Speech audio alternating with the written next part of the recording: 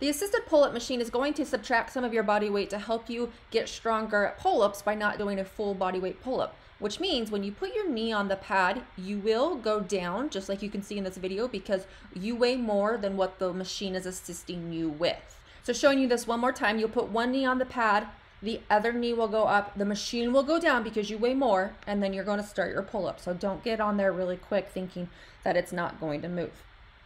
Now, when you're doing a pull-up on this machine, the more weight you have, the more assistance it's giving you. The lighter the weight, the less assistance. So it's a little bit backwards than any other machine in the gym.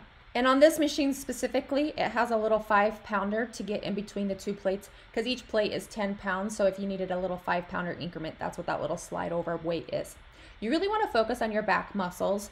You can see that I'm going all the way down, pulling up with my back muscles, and then bringing myself up so my arms are just a little bit past 90 degrees. Number one mistake I always see with my clients is they bend their hips and their knees, and they're almost kind of swinging. So this means that you don't have enough assistance on the machine. Go ahead and get off, add weight to it, and then you go ahead and continue.